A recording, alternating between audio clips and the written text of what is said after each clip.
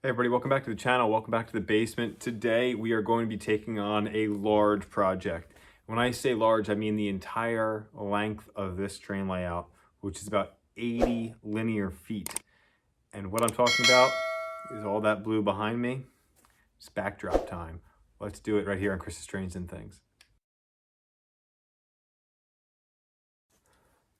So when I built this layout, I obviously, as you can see behind me here, I've got backdrops that I just painted myself. So that is 1/8" masonite or hardboard painted with a blue, and then I did a white over top of it really lightly, and then I did my own sort of clouds, as you can see there. Not perfect, but it got the job done for the first 2 years of this layout. But I've always wanted to add actual backdrops, and I felt like this was the time to do it. So there's lots of different options when you're looking at adding backdrops to your layout. You know, you can go on the forum, there's some sponsors on there. Scenic Express has some, really small ones. It's important to know the size of the backdrop that you're purchasing, because if you go onto some websites or if you go to a hobby store, you might see a backdrop and it's only about a foot high. And so the thing to keep in mind with that is if you're trying to get a picture, odds are you're going to see the top of that backdrop. And in fact, with my backdrops, they're 24 inches. Sometimes I still have that problem here too. But I wanted to make sure that I did something that was completely uniform across my layout so it would all match and go together. Now, I live in Pennsylvania, so I wanted something that has like the Appalachian Mountains, pretty basic, with maybe a yard scene over behind the engine area, the turntable where the roundhouse is, all that fun stuff. Maybe have a yard or industry in the background. I was thinking of putting a town up here behind these buildings that you see over my shoulder. Ended up scrapping that idea and just going with mountains. And so to do this, there's websites that you can go on to help you out with this process. I found that I went through trainjunkies.com, and William, who runs Train Junkies, was extremely helpful. In fact, I was on their website trying to figure it out. I just was like, I'm just going to email. So I shot him an email. I said, listen, here's the deal. I am trying to do like a backdrop for this expansive footage for my layout. And I explained what I wanted. And he got back to me right away. And we shot emails back and forth over the course of about 2 months or so. I did a couple of videos and sent him like private links of videos of me talking about what I wanted where, laid out all the measurements of what I needed. And this week I got this big box here from trainjunkies.com. And so we're going to use this. This is all the backdrops for the entire layout. Now I have about 79 linear feet of backdrop. So this is huge. Now, this is not one solid sheet. This is broken up into sections, about 10 to 12 foot sections. So it's going to be difficult for me to install this just because it's so big, right? If you are only doing a 10 to 12 foot backdrop area for maybe a 4x8 layout, it's not going to be as difficult as what I'm about to embark on. So what we're going to be doing is utilizing the backdrops that I already have and using a spray adhesive to adhere the new one that I have here onto that. It's going to be a little bit difficult. Now, William's great to work with. In fact, because of the size of this and everything, he sent me a sample, which you've probably seen in some videos already. It's right behind my roundhouse area. And so that's kind of been nice for me to kind of get an idea of what the image would look like and all of that. And so we'll go look at that. We're going to open this up, lay these out, and think about how we're going to get this installed. I have a 90-degree corner over behind the turntable. I'm thinking I might need to add some masonite and round that off to give it a more uniform look. So we might have to do that. I'm going to bring you all along for that. This is going to take the course of a couple weeks probably. So today is, let's see, it is Saturday, February 19th, if you can see that right there. And odds are we're not going to be done before March. If we are, I'm going to be really, really happy. So let's go ahead and get started on this project. Before we open up the box, here's that sample piece that he sent me. And I had him remove the locomotive. We're just going to keep some. The nice thing is, when you're working with William at Train Junkies, he can do whatever you want. So he just puts layers in. So I asked for Pensy Rail Yard. He put the box cars there. You'll see the steam engine. I asked him to remove the steam engine, just keep the box cars, and then the other, industry equipment and stuff like that. So that was great to get first. And then we've edited the photo to make it exactly what we want it to look like. So that back corner is the 90-degree. You can see I've got those PGH building flats. They got knocked down the other day. I'm going to pull those off as I install this, and then we'll get them where we want them permanently. But that's a 90-degree corner right now. So what I want to do is cut some masonite in the shop and we'll install it there so that actually curves that. I think it'll look a little bit nicer. Now all that blue is going to get covered up. Now another complex section of this is I've got this incline back here and then it steps up. That was all in our plan when I worked with William. That's all in our measurements, so we should have that all accounted for. So we're just gonna have to wait and see as we go along and do this. We're gonna have to move some engines off the layout. You can see we've got another step up here, and then this back section over here, we got the town, and then my backdrop ends. Now I actually have ordered backdrop for this other section over here. My thought is I'm gonna put it on something that I can kind of you know, spool up, if you will, and store it. And then when I want to get photos or have people over, I can unspool it and then have it kind of sit into it like a dowel rod there. So we have that backdrop. We'll see how that looks, because I like having that open so you can see the trains on display in the background. But if you're doing photography or you've got some folks over, you might want to have that closed off with the backdrop. So we're going to play with that a little bit and see how it goes. So the first thing that we're going to do is this section here. This is 8 feet from here to that corner, and I have a gap here that wasn't filled in. Now I've accounted for this when I ordered the rest of the backdrop. So what we're gonna do is take this section here that I've just cut, and this, I'm gonna put this into here. I'm gonna mark this and then go back up and cut it so it's flush. And then we're gonna put a piece of wood behind here and affix both of these to that so it's nice and flush, and that'll give us a better place to mount our backdrop. So I've got these extended pieces on. I'm going to be using this Gorilla spray adhesive. I've used this for my super trees before, and it's nice because you don't have to get a really thick spray on to get a really solid seal. And I took the sample board that I had here and actually used some scrap hardboard upstairs and tested it out, so I kind of get a feel for how I would apply that. And you can reposition with this too, which is nice. It's not going to be like as soon as you touch it, it's on there for good. So pull this out here.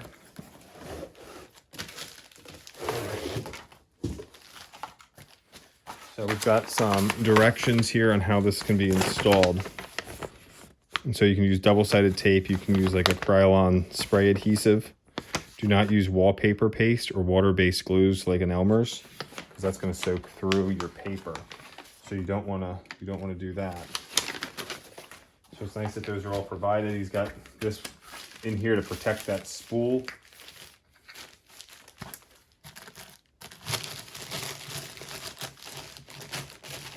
Awesome. So I'm going to lay this out here. It's already, because it wasn't wound so tightly, and I imagine the inside of that's going to be a little bit more snug. So it might be, one of the corners might want to come up a little bit more.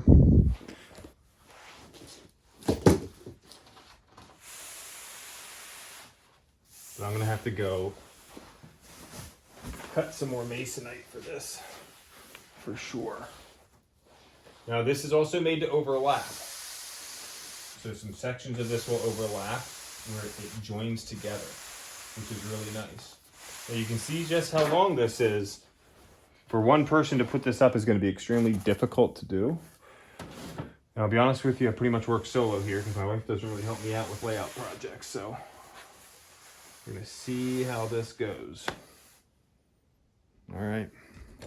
So we've got our other pieces up here. I'm going to use this piece of Scenic Express box as a backdrop, or to put behind here as I spray to protect my overspray. I've also got a drop cloth over the roundhouse and all that, engines and all that, to keep that stuff safe, and I moved a lot of stuff out of the way. So we're gonna go ahead and begin applying this on.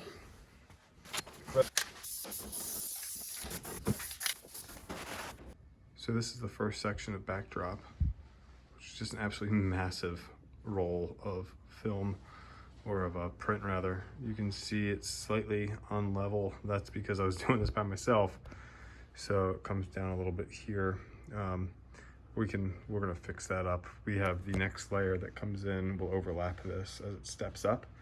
And so we'll get that corrected. And then we had a little bit of an issue over here where it was coming up on the bottom because it wasn't going on just as straight. I just couldn't get it because I had it rolled up. Because I couldn't manage this whole thing this size.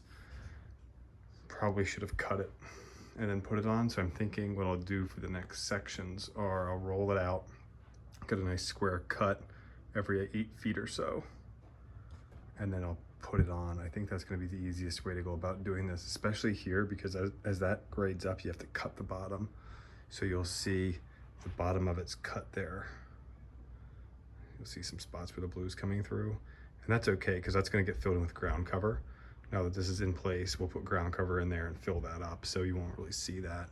And then over here, you'll see the brown and the blue, that area. We're going to bring ground cover up, probably put a little retaining wall back in there, maybe a switch tower. So that's going to all be filled in anyway, so I wasn't overly concerned. I did cut it here because I was getting it was going way too high on me. So I cut it, and then I'll have those building flats there or something that'll kind of hide the joint so you don't see the mismatch of the mountain in the background. Those are the mistakes we make. But the Gorilla Glue did a really great job. I used almost a whole can probably for this whole section. So we're looking at probably 12, 20, probably almost 30 feet of backdrop here. And I used one can, almost a whole can. I might have about 1/8 of this left. So first section's done. First section of that backdrop is up, and what I want to do is cap the edge of where it just ends at that one side, because it's starting to peel up just a little bit, just because, you know, you're going to get air through there. So I want to make sure it's sealed off nicely. So I'm out here in my wood shop. What I'm going to be doing is taking this piece of pine stock that I have, just a piece of scrap wood from a previous project. This is pretty thick. It's about 1 1/8 inches or so, which is going to be perfect for what I'm going to do. So what I'm going to do, I'm going to flip the camera around and kind of explain this. We're going to be cutting it down. So let me kind of talk to you about where my head is with what this is. So I'm here at my miter saw. I have one squared edge here. And so I've got a flat edge here that I planed down. So I've cut it and squared off this edge here. We're going to rip it down on my table saw to probably about 3 inches or 2.5 inches. And then what I'm going to do is cut a dado cut in the middle that's going to be just over 1/8 of an inch wide. So I can actually slide this over that hardboard masonite where the backdrop is, and I can put some screws straight through, and it's going to hold it in place. And so we're also going to paint this a flat black, I think also. So I've got it squared up. I'm going to go ahead and rip it down. Then I'll add I'll probably do the dado cut first so it's thicker and a little bit safer to handle. Then we'll rip it down to our final width, and then we'll cut it to our final length, and we will get it finished up and painted and then installed. Here at my table saw, and I've got the blade height just about where I want it. You know, doesn't really matter too much. Obviously the higher the blade is, the more it's going to go into the wood, the more your wood's going to slide over the edge of the backdrop. So we don't want to take up too much backdrop with this, just enough. So I've got that up about 1 inch. And then we pass the board over the top like this, and that's going to give us our cut. All right, so just so you can understand what I'm doing here. So on my table saw, I'm cutting down just a dado like that. I'm going to make it just a little bit wider. So that's one pass of the blade, which is about 1/8 of an inch, which is the thickness of the hardboard, plus we have the backdrop. So I'm going to just make it a little bit bigger, and then that way this will fit nicely right on top of that. So the way that I have this set up, I'll spin the camera around. I'm going to go ahead and finish this up, and then we're going to raise that blade up to a little bit higher than the thickness of this wood. We'll rip it down to our final width, and then we'll be good to cut it to the final height or length. So here's our final piece, and so this will actually go this way on that edge. I actually cut straight through, so that'll slide right over the backdrop like that. I did sand the edges down just a little bit. And so we're gonna go and throw some flat black paint on this. And then once it's dry, we'll be able to put it on and get it attached to the backdrop. So first backdrop's up, and I'm waiting on the piece that's gonna cap the end over there to dry outside. So I'm actually on top of the layout right now. One thing that I learned is that as I applied that first backdrop, it wasn't all the way against the bottom. And that was my own fault from how I installed it. But when I already have some scenery that goes up and was actually, like the Sculptamold was attached to that backdrop. So I kind of had to cut the backdrop so it would fit over top of it. And what happened is there's some gaps between the Sculptamold scenery, landscaping, and then where the backdrop finishes. And you can see blue from the old backdrop coming through, which you shouldn't see down below where there's mountains. So what I'm doing now is going over the other areas of my old backdrop, and I'm painting green at the bottom, like 1.5 inches. So that way, if there's any gaps, it's gonna blend in a lot easier. And then I'm gonna put ground foam and things like that to cover up all those other gaps. And I'll probably come over that with some paint also if I can get in there without getting it on the paper. But I'll show you what I'm doing, and this is gonna just make it minimize the error later on. So I just got like a really dark green sample of paint, which will be plenty to cover this. So let me show you what I'm doing. So this I would consider like a lessons learned. So I just have this little sample of paint, and then what I'm doing is basically just coming right across the bottom there, right where that scenery is. And there's actually some white down there from old sculpt mold. And that way, if there's any gaps in the paper, between the paper and the scenery, it will just, this green will be there instead of blue. So it might not match perfectly, but it's gonna be a lot better than what it would have been otherwise. So I'm gonna come across and do that here. Now, I'm up on top of the layout. What I have here is a piece of plywood that I've got some foam boards in 3 different spots just glued to it. And I can slide this along the track, and that'll evenly distribute my weight. So I'm not standing on the track and bending it. It's got gaps in it, so I can put it over switches, so I'm not damaging any of those. And it's thin enough that I can put it right along this back straightaway, and it allows me to get my work done. So this is just another one of those things that you learn when you have a layout like mine, that you can't access everything without being on top of it. Here is that piece of wood in its final place. So again, spray painted flat black, pretty basic. Now this fascia sticks up a little bit, so you can see how raised up this is, which is why it's so much higher here. The other reason why I haven't measured higher is because if I wanted to cap the top of this and frame it, I have that ability. Now it is screwed in. I simply just threw some screws. You can see a black one here. This one does not, this hole is a pilot hole. It doesn't have one because it's above the backdrop or the hardboard.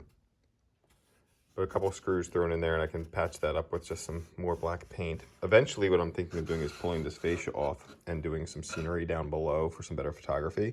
So I can just unscrew this and slide it down a little bit more.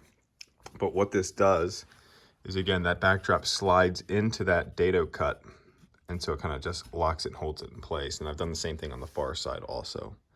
So it does a nice job of kind of just closing that off and preventing that paper from peeling up just naturally as that, you know, the glue gets old and so on. Second section is in, so it goes from, you can see where it jumps up there, across up to that next over where it's going to bump up again. And so it's pretty close to matching up. I had to slightly adjust it because of how it was a little not level coming in, so I kind of countered that.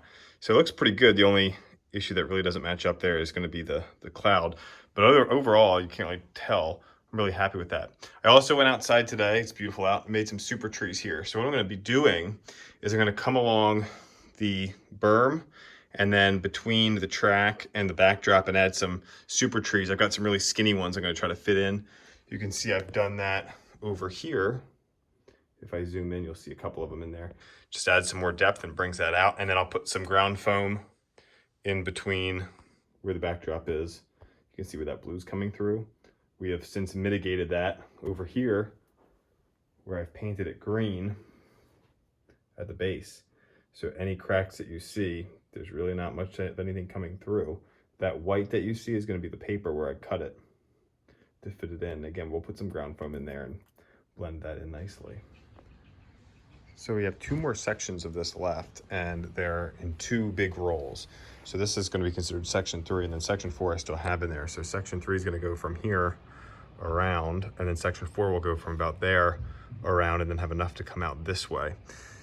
So navigating, getting this mounted, dealing with that mountain, which part of that is attached to the backdrop already. So I'm going to have to kind of cut it and so on. That's going to be difficult to do. Plus I'm still dealing with an incline here that I'm going to have to adjust. So what I'm going to do is I've measured it to about right behind the mountain, and I'm going to cut it straight down. So that's going to be right about here. I'm going to put a vertical, just cut that. So I'm only dealing with about a 10-foot section. Get that glued up, and then the seam will be behind the mountain. I can put more trees to really hide it. But the beauty is it's really just clear blue skies. So there's not much that you're going to have to match up, because I don't know how much of that mountain you're actually going to see behind that mountain. So that's going to be my plan. I'm going to see what we can do to get that up there now. And we've got the last section up that already had backdrop. So I've got it capped with that black piece of wood there. Now, we're not done. and obviously this will continue in a minute, but what I'm gonna do is I've got more backdrop that's gonna come over this way, but I want that just to be temporary, as I described earlier. So what we're gonna do is we're gonna tuck the backdrop backwards behind there, and then it'll fold over and then wrap up. And so when I wanna use it, I can unwrap it, it'll come around, and then the dowel rod will have a spot that it kind of sits in that locks it in place and will hold that backdrop up. That's my thought. We're gonna see if it works. But this is looking fantastic. I mean, we're pretty much done. A couple little spots here and there that I'm not terribly super happy with my work. Just a couple inconsistencies here and there within the glue. But I'm happy, you know, I think with photography and things like that, it's gonna look really good. It's obviously better than it was before. So this is just great. I mean, if you come down here and we get more of a shot down looking here with the backdrops up above, just really connects everything. Don't mind that box there. Looks really good. So coming together really well. So for the backdrop that's going to be able to be kind of moved out and back in, I'm working on building a piece with this dowel rod that I'm going to be able to roll it back up and then unroll it when I need it. And so I'm going to need a frame piece for that. So I'm going to be using some 3/4 inch ply that I've got, and I'm going to be having a top and bottom piece that what'll happen is the dowel rod will be able to go in and lock in place. Now, I'm debating on having the dowel rod be separate or connected to one, like a big frame. So I'm still working on that design. So I'm probably not gonna film my design and cutting process. I'll show you the finished product, and it might be like iteration 1. We might have to do a couple because I'm basically just trying to create this out of thin air. So bear with me, but you'll see it in about 35 seconds probably. So I'm using a 1 1/4 inch dowel rod that I got from the hardware store, and that's going to be what's going to be the spool for that backdrop. And then I just need something that's going to hold it in place. So we'll see what we come up with. So back here at the corner, this is where this piece is going to go. So this is the stand that I've built for the backdrop bracket. So this is going to actually go, it's going to fit in here. And then what'll happen is I've got this piece here. Now this isn't pretty, but basically this will fit right into here like that. And that's what will hold that backdrop. And then it's open for the backdrop to come out that way. So again, this is more of a prototype. It's not super pretty. It's probably hard to see exactly how this will work, but it'll make sense when it's all said and done. So let me go ahead and try to figure out how to get this mounted, and we'll see what it looks like. So this piece is mounted, and I had to notch out the top there a little bit. But then what will happen is this piece here comes in and will sit in just like that. That's what's going to hold that in place. And then the spool itself comes around and will fit in there like that. So that'll hold this in place like that, and then that'll give it some stability to hold a nice taut backdrop. So we're going to see if it works. Again, it's a prototype for now, but if I can get it to hold that backdrop nice and snug, that backdrop will come right along the back of this here, right into there. It should look nice. So we've got it up. Now it's not perfect, that's for darn sure. I still have to get that aligned over there better. And I have plenty of extra backdrop that I can cut some so the mountains come down and meet there. But the mountain mold that I did goes past the backdrop. So that's what's holding it up right now. So I can adjust that a little bit. And, you know, there's some shadows and things like that, but I am going to be working on these lights so I can mitigate that. But when you come down now, it does look much nicer over here now that I've got that backdrop there. Even if it's not completely perfect, it does do a heck of a nice job at helping that mountain blend in with the background as opposed to just the train shelves back there. And again, the reason why I have it to be mobile is because if I'm not doing photography or anything, I can move that so that way the trains that are displayed back there aren't being hidden. But overall, I am very happy with these. Again, thank you to William from Train Junkies for working with me and dealing with my back and forth with him as I continued to edit and change my mind on what I wanted on this backdrop. But man, I tell you what, don't those colors just mesh? From the ground cover there to the ground cover on that slope, it just looks like it was meant to be there. And so, as you've seen on some videos recently, with these backdrops in place and what you'll see in the future is this just looks fantastic. So happy. So if you're looking for backdrops of any size, hit up trainjunkies.com. Work with William. He'll get you set up. He's got a lot of things on there that you can just click and buy from different scales, or you can work with him to customize it like I've done. So very, very pleased with this. Again, still working on finishing that area off over there, but it looks nice. I'll tell you what, it's pretty close. So really, really happy. Thank you all so much for watching. Smash that like button. Let me know what your thoughts are. Again, not perfect, but it looks a lot better than it did. So I'm really, really happy. And this was quite the project, but if you're doing only a 10-foot area, it's gonna be a lot easier than what I've just done with about 79 linear feet of backdrop. So thanks for tuning in. We'll continue to close off some of the areas, you know, in here where we've got some of the blue shining through. We're gonna continue to work on that as time goes on. But for now, that's gonna be it for this video, everybody. Thanks so much for watching.